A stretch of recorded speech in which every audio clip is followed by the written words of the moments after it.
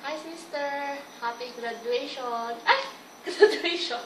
Hindi. Happy birthday. Tumatanda ka na naman. Pero maganda ka pa rin, di ba?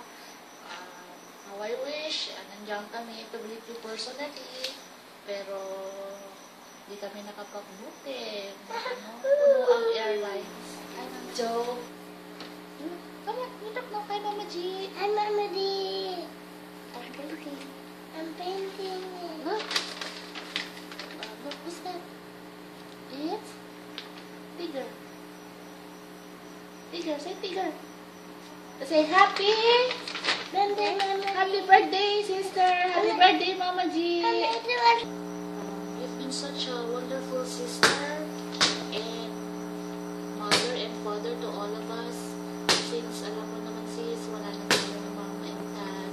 Kaya ikaw na lang yung parang nagiging mama at papa namin. So, be patient sa lahat ng